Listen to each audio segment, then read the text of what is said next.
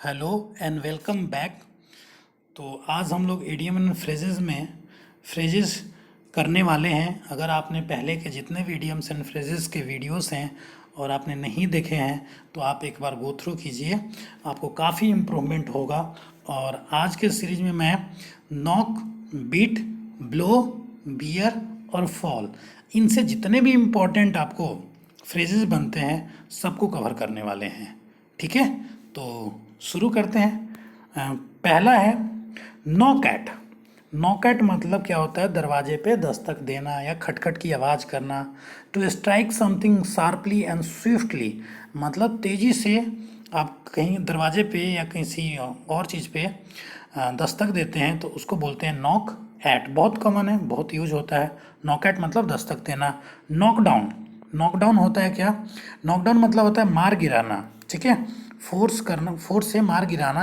जैसे WWF में आपने देखा होगा, किसी भी रेसलिंग गेम में होता है, जो ओपोनेंट को मार गिराते हैं, नॉकडाउन करना। ठीक है, ओके।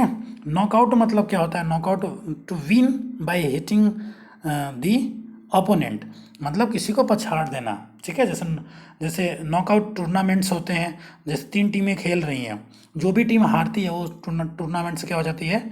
बाहर हो जाती है। तो नॉकआउट मतलब किसी को हरा के जीत जाना। ठीक है, या फिर पछाड़ देना। नॉकआउट मतलब होता है क्या? नॉकआउट मतलब एग्जॉस्टेड, दिन भर आप काम करते हैं और थक जाते हैं तो क्या बोलते हैं? एग्जॉस्टेड हो जाना। ठीक है, नॉकआउट। और नॉक अगेंस्ट का मतलब होता है call it violently with an obstacle, मतलब किसी चीज़ से जोर से टकरा जाना। ठीक है, तो नॉक अगेंस्ट होता है। जैसे 2 कार नॉक अगेंस्ट कर रही हैं यहाँ पे, तो इसको सारे को ध्यान रखना। अब इनके सेंटेंसेस से इसके मीनिंग क्लियर करते हैं। देखिए, जो पहला वर्ड था knock against, to strike something sharply and swiftly, दस्तक देना होता है। तो देखिए यहाँ पे एक सेंटेंस बना हुआ है, will you go and see who is knocking at the door. तो ये आपको फ्यूचर इंडिफिनिट, एक पहला सेंटेंस बना है फ्यूचर इंडिफिनिट, दूसरा बना है प्रेजेंट कॉन्टिन्यूअस में बना हुआ है।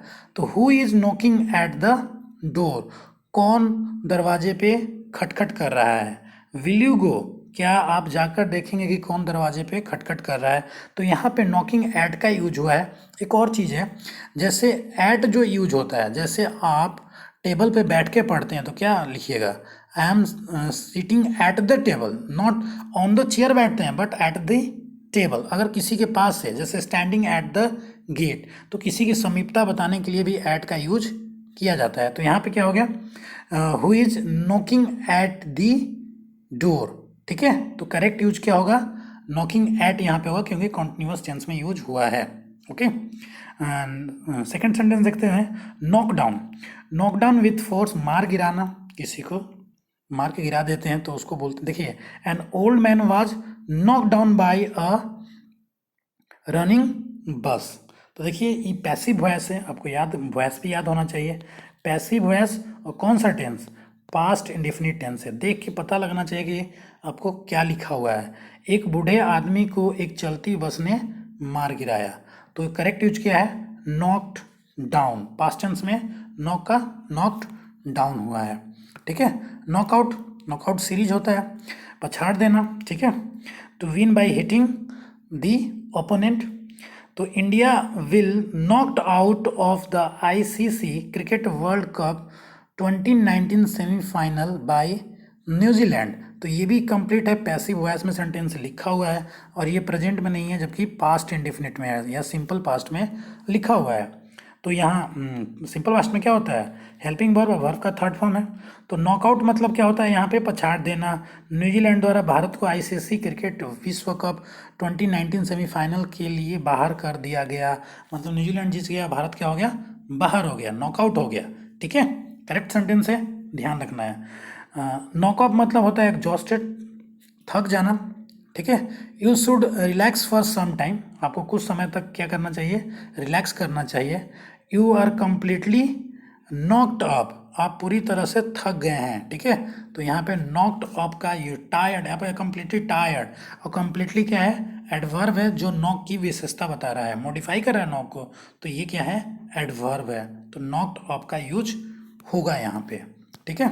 Knock against call it violently with an obstacle, किसी चीज से जोर से टक्कर मारना, ठीक है। Who do you think I knocked against in the market this morning, question है, इंपेरेटिव सेंटेंस का यहाँ पे यूज हुआ है। आपको क्या लगता है कि मैं आज सुबह किससे बाजार में मिला था, ठीक है। तो नॉक्ड अगेंस्ट यहाँ पे यूज होगा। मिला था के सेंस में क्या होता है, मतलब उससे आपकी मुलाकात हुई थी, ठीक है।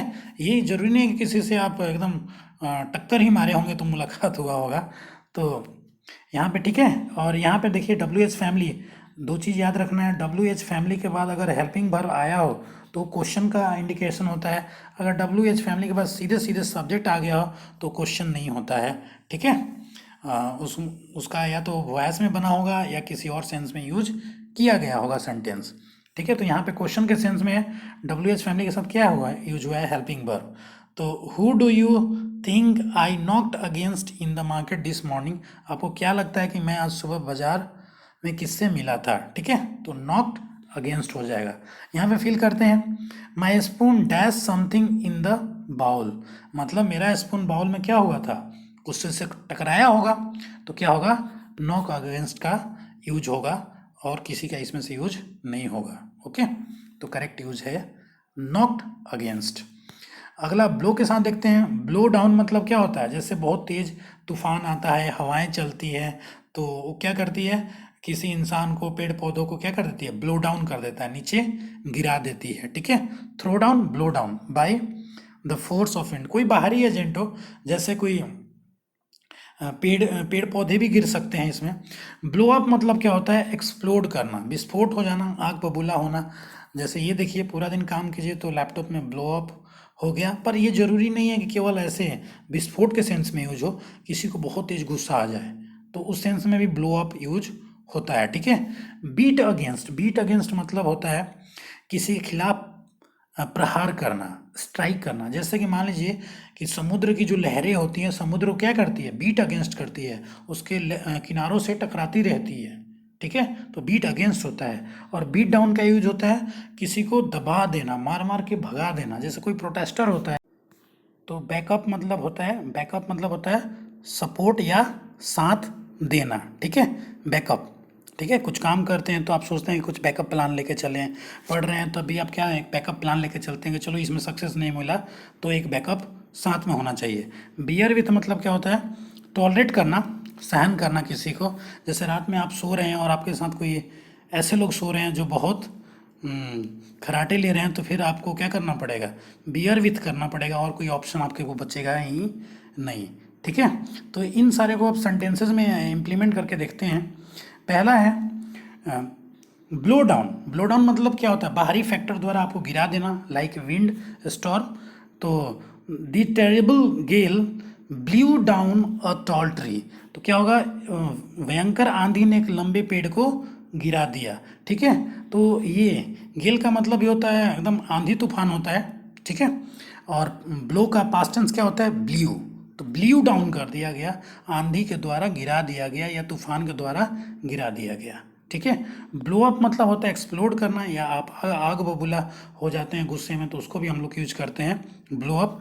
If you do not complete your homework teacher will blow you up. देखिए ये भी कंडीशनल सेंटेंस है, कंडीशनल सेंटेंस का टाइप 1 है ये, कि यहाँ पे इफ के साथ क्या है, प्रेजेंट इंडेफिनिट का यूज हुआ है, तो यहाँ पे सेकंड पार्ट में विल का यूज हुआ है। यदि आप होमवर्क पूरा नहीं करते तो शिक्षक आपको डांटेगी। तो देखिए विल ब्लो यू अप होगा, ठीक है, क्योंकि ये मॉडल है, मॉडल के साथ क्या होता है, वर्ब का फर्स्ट फॉर्म यूज होता है, तो ब्लो यूज हुआ है, तो करेक्ट यूज यहाँ पे हुआ है, ठीक है। अगला देखते हैं, बीट अगेंस्ट मतलब स्ट्राइक करना किसी के खिलाफ में। The wind beat against the sides of the house. अब देखिए घर के किनारों से हवाएं क्या होती है, टकराती रहती हैं, ठीक है। द विंड बीट, अब देखिए एक चीज़ आपको यहाँ पर क्लियर होना चाहिए, जो विंड है, विंड वर्ड है, ये सिंगुलर भी होता है और प्लूरल भी होता है, ठीक है। दोनों इस फॉर्म को यूज कर सकते हैं आप। Wind is a singular as well as plural, but आप विंड्स भी यूज कर सकते हैं प्लूरल के लिए। पर ये यूज होता है तब जैसे कि बहुत सारे टाइप के विंड होते हैं, जैसे मानसूनी विंड होते हैं, सिरोको विंड होता है, या रोरिंग फोर्टीज होता है। तो इन सब को जो वैराइटी टाइप्स होते हैं इनको विंड्स कहा जाता है। और विंड को आप दोनों सिंगुलर और प्लूरल दोनों के तरीके से यूज कर सकते हैं। मतलब विंड एक काउंटेबल नाउन भी है और अनकाउंटेबल नाउन भी है। बीट डाउन, तो बीट डाउन का क्या क्या मतलब होता है? क्रश कर देना या सबड्यू कर देना, मार मार के हटा देना, ठीक है। The police beat down the miscreants in 2 hours, police ने 2 घंटे में उपद्रवियों को खदेड़ा। देखिए मिस्क्रिएंट इंपॉर्टेंट वर्ड है, तो मिस्क्रिएंट का क्या क्या सिनोनिम हो सकता है? क्रिमिनल हो सकता है, रॉन्ग डूअर हो सकता है, कल्प्रिट हो सकता है, मेलफैक्टर हो सकता है, ऑफेंडर भी हो सकता है, या फिर विलन भी हो सकता है। तो ये सारे के सारे सिनोनिम होते हैं। और पुलिस खुद भी क्या है? कलेक्टिव नाउन है। पुलिस खुद भी क्या है? कलेक्टिव नाउन है, और कलेक्टिव नाउन में प्लूरल की तरह यूज करते हैं। कभी भी आप पुलिस के साथ बीट्स कभी नहीं यूज कीजिए, ये रॉन्ग हो जाएगा, सिंगुलर हो जाएगा। पुलिस वर्ड क्या है? प्लूरल, तो हमें बीट ही लिखना है, ठीक है। नेक्स्ट देखते हैं बैकअप। बैकअप मतलब क्या होता है? सपोर्ट करना, साथ देना। Why it's important to always have a backup plan, हमेशा बैकअप प्लान रखना क्यों जरूरी है, ठीक है। क्लियर? देखिए इस सेंटेंस में क्या प्रॉब्लम आता है, कई बार लोग गलत कर देते हैं। अ बैकअप प्लान लिखा हुआ है, तो अ बैकअप को लोग सिंगुलर मान के यहाँ पे क्या लिख देते हैं? हैज लिख देते हैं। बिल्कुल ही गलत है हैज लिखना, क्योंकि इट इज़ इम्पॉर्टेंट के बाद टू लगा हुआ है, और ये इन्फिनिटी है, इसलिए टू हैव का यूज हुआ है। ये ध्यान रखना है, तो यहाँ करेक्ट है हैव रखना। Why it's important to always have a backup plan, ठीक है। क्लियर हो गया सेंटेंस भी और मीनिंग भी। बियर विथ मतलब क्या होता है? टॉलरेट करना, सहन करना। I just cannot beer with his irritable nature, मैं उसके चिड़चिड़े स्वभाव से को सहन नहीं कर सकता। तो यहाँ पे बियर विथ का यूज हुआ है, मतलब सहना, आप नहीं सह सकते, नेगेटिव सेंटेंस यूज हुआ है। और देखिए जस्ट, ऑलवेज वगैरह जो होता है वो सब्जेक्ट और वर्ब के बीच में ही आता है, ठीक है, तो इसको भी ध्यान रखना चाहिए। ओके, तो नेक्स्ट सेंटेंस देखते हैं। देखिए नेक्स्ट सेंटेंस नहीं, फॉल से कौन कौन से इंपॉर्टेंट फ्रेज बनेंगे। पहला फॉल इन, फॉल इन मतलब करतारबद्ध हो जाना, मतलब सही क्रम में खड़े हो जाना। टेक प्लेस इन रैंक्स, मतलब जैसे आपका रैंक है वैसे लाइन से खड़े हो जाना, उसको फॉल इन बोला जाता है, ठीक है। फॉल इन विथ मतलब फॉल इन विथ मतलब क्या होता है? एग्री कर जाना, आप किसी से सहमति जाहिर कर, कहते हैं ना क्लास में कौन कौन सहमत हो, तो सारे लोग हाथ उठा देते हैं। तो फॉल इन विथ मतलब एग्री होना या सहमत होना। फॉल आउट मतलब क्या होता है? झगड़ा करना, ठीक है, फॉल आउट। और फॉल अंडर का मतलब होता है टू कम अंडर। देखिए फॉल आउट बहुत आजकल बहुत गेम होता है, सुनते होंगे बड़ा, ये लड़ाई झगड़े वाली गेम होती है, फाइटिंग गेम, उसको फॉल आउट गेम्स कहा जाता है, ठीक है। फॉल अंडर मतलब क्या होता है? कम अंडर, मतलब जैसे कि ये एरिया किसके अंडर में आता है, तो ये बोलेंगे फॉल अंडर, ठीक है। तो फॉल इन मतलब एक क्रम में खड़े हो जाना। फॉल इन विथ मतलब एग्री करना। फॉल आउट मतलब किसी के साथ झगड़े करना। और फॉल अंडर मतलब किसी के अंतर्गत आना। तो इन सारे का सेंटेंसेस देख लेते हैं। पहला fall in, take place with ranks, सही क्रम में खड़े हो जाना। The captain ordered his men to fall in at once, fall in at once मतलब सही क्रम में जल्दी से आ जाओ। कप्तान ने अपने आदमियों को सही क्रम में खड़े होने को कहा, ठीक है। The captain ordered his men to fall in at once. At once मतलब क्या होता है? शीघ्र होता है, आप याद कीजिएगा, एट वंस भी कई बार आ जाता है यूज, शीघ्र इसका मीनिंग होता है। टू फॉल इन का मतलब होता है सही क्रम में खड़ा होना, ठीक है। तो करेक्ट यूज क्या होगा? Fall in.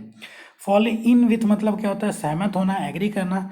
I tried to fall in with the general advice of my boss, मैंने अपने बॉस की सामान्य सलाह से सहमत होने की कोशिश की। अब हुआ कि नहीं हुआ ये डोंट नो, बट यहाँ पे करेक्ट यूज हुआ है फॉल इन विथ। देखिए, फॉल इन विथ किसी पर्सन के साथ, विथ जब भी लगता है फ्रेजेस के साथ मोस्टली किसी ना किसी पर्सन के साथ होता है वो जो एग्रीमेंट, ठीक है। फॉल इन विथ, यहाँ बॉस के साथ एग्रीमेंट है, सहमति है, ओके, तो करेक्ट यूज है यहाँ पे। फॉल आउट का मतलब होता है झगड़ा कर देना। It was wrong on his part two fall out with his parents and leave home. देखिए यहाँ पे फॉल आउट हुआ है, मैंने अभी जस्ट डिस्कशन कर रहा था कि विथ जब भी लगता है तो किसी न किसी पर्सन के साथ होता है, तो fall out is a correct one phrase है। झगड़ा करना किसके साथ, माता पिता के साथ, अपने माता पिता के साथ झगड़ा करना और घर छोड़ना ये गलत था। उसने जो डिसाइड किया कि झगड़ा करके घर छोड़ देंगे तो इट वाज रॉन्ग, तो फॉल आउट करेक्ट यूज हुआ है। और विथ फ्रेज का पार्ट नहीं है, वो अलग से प्रेपोजिशन का यूज हुआ है। Fall under, to come under, किसी के अंतर्गत आना।